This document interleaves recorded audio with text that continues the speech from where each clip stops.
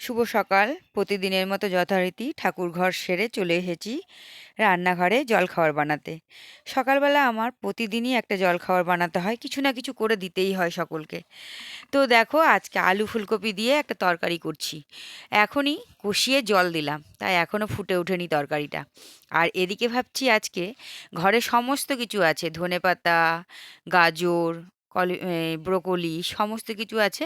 সেগুলো দিয়েই আমি একটু আজকে পরোটা বানাবো। তো দেখো, এখানে আটা নিয়ে নিলাম, কাঁচা লঙ্কা কুচি ছিল গামলার মধ্যে। কাঁচা লঙ্কাটা কুচি করার পর ওর মধ্যে আটা দিয়ে দিয়েছি। আটা, আর এখানে নিয়েছি ব্রোকলি, গাজর, টমেটো, ধনেপাতা, সমস্ত কিছু একদম ঝুরি ঝুরি করে কুচি করে নিয়েছি।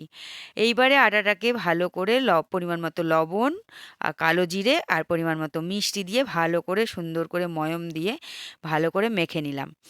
পুর ভরলে না ভীষণ ঝামেলা হয়ে যায়, আর এখানে আমি আর বাবান গল্প করছি, ওর সাথে গল্প করছি, আর আমি পরোটাটা বেলছি আর কি।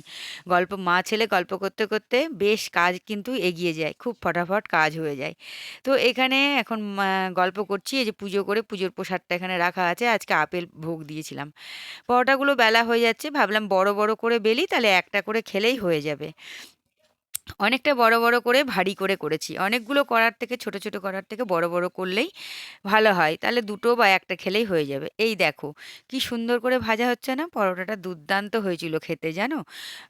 মানে আমি তো ভয়েসটা পরে দিচ্ছি, ভীষণ সুন্দর হয়েছিল। কেউ তরকারি নেয়নি, বাবানও নেয়নি, তুতানও নেয়নি। তারপরে ঘরে দই ছিল, তুতান আবার রায়তা বানালো। শশা কুচি, বিট নুন, ধনেপাতা বাটা, ধনেপাতা আর কাঁচা লঙ্কা একসাথে পেস্ট করে তারপরে ওই রায়তার মধ্যে দিয়েছিল।